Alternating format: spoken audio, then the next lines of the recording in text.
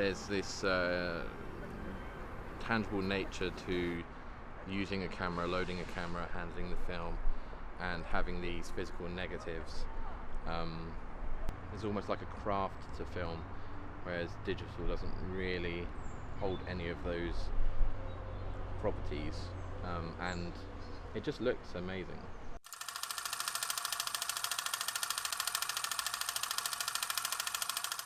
Photography is something I got into through college, actually. I started shooting film, and that's kind of how I got into film. And then it just kind of became like a full-time hobby, and yeah, I don't know, it's kind of grown over time since choosing it as an A-level. I like to think my work is a bit of a mix of everything. I kind of shoot portraits, landscapes, a bit of street. I try and avoid kind of actual street photography that kind of goes in people's faces. So I like to think of my work as kind of just scenes of people, landscapes, and just kind of like an eclectic mix, really. 3 meters. Yeah, I'd We'll say go that's for the that. Pray for the shot. I've not wound up the shutter. We've all been there. Fuck's sake. Okay, we'll pop down that. 5-6.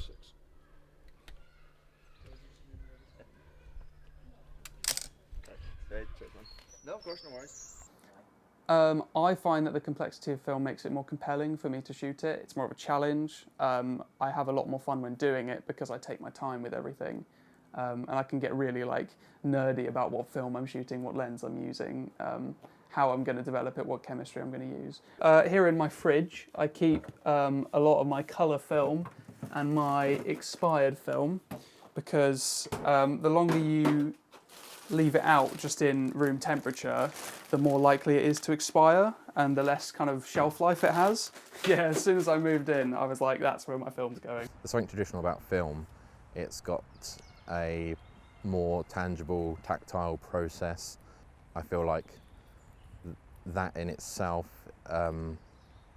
plays a part in the images that we take, and aesthetically it just can't be matched with digital.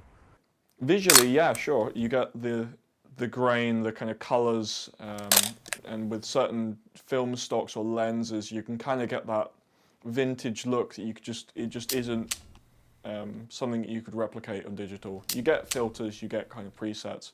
An organic kind of film look is just something it's just unique, and it's just really special, and it's something I really, really love, and it's kind of part of the reason why I go back to film, because it just kind of, I get lured in by that kind of goodness. It's something that's indescribable, I'd say.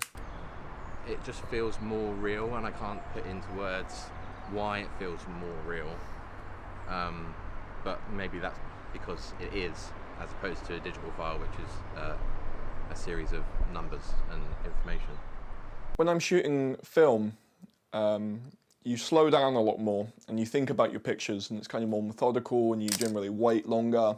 I try to be a bit slower with film because otherwise you end up burning through, lots of rolls of film, and so you have to be a bit more selective in order for it to be a bit more economical. And with digital, it's a lot more fleeting.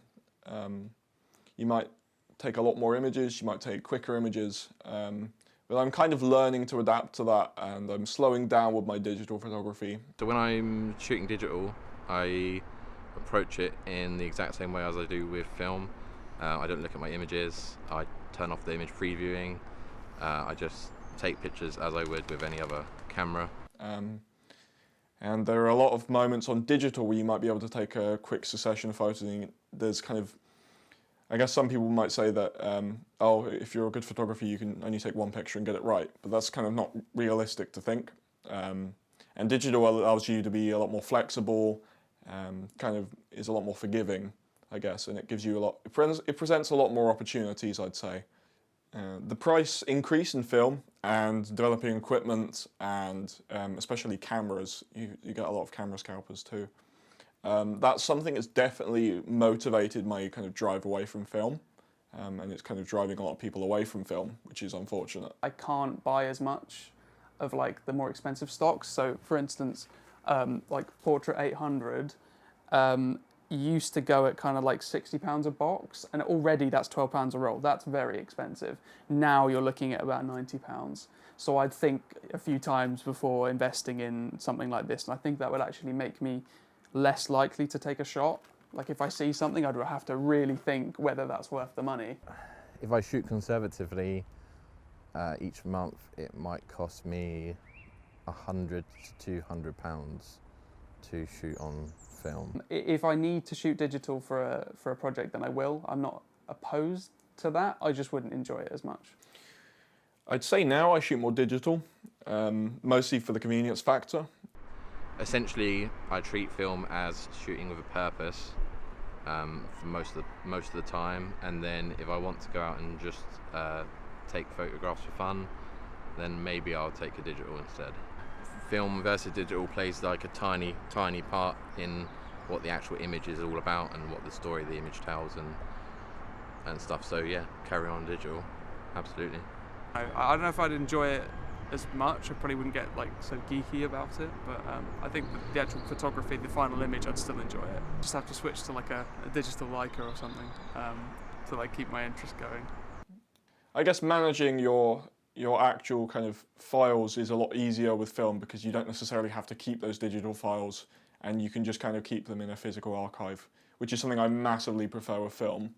There's not the connection there that film has, so they kind of just sit on a hard drive, and I don't really do anything with them, to be honest. I guess with having your images in a physical medium is a massive like an aspect of security for me, because I don't have to worry about hard drives failing. I don't need to worry about kind of my computer going haywire and losing all my pictures. Because of COVID, I couldn't print in the school darkroom. So out of necessity, me and my dad built one in the loft, just using some old bits we found on the internet. And so, you know, like a cheap enlarger for like 20 quid, a few lenses, some trays for the chemistry. So I would develop all my film in the kitchen downstairs, dry them there, and then take the negatives up to the loft and print them. There is a big part of photography history sort of entwined in cameras and camera manufacturers, and obviously a lot of cameras have like massive cult status. This Zeiss Ikonta from the 1920s, I think 1921. It was made in Germany in the 1920s, and if you know anything about Germany in the 1920s, it was quite a rough time in history, because no one really knows what this camera's been through, and you don't really know kind of what this camera's seen.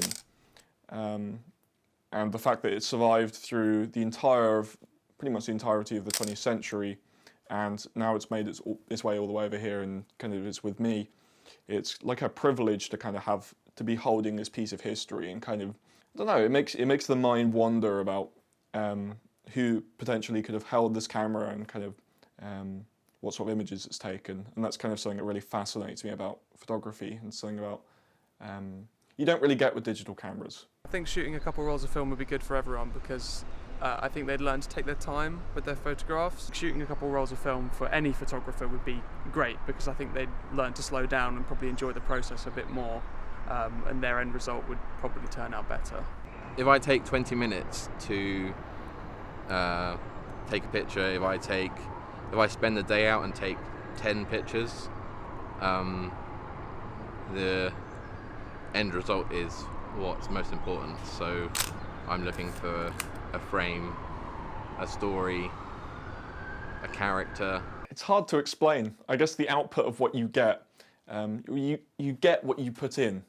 If you put in all that love and effort and time into your images, taking them, choosing film stocks, choosing a camera, kind of printing them if you want to, or editing them, there's just so much more choice, and what you get out of it is just something that's just so much more beautiful than maybe a digital file could be, at least from a theoretical perspective, from a like emotional perspective.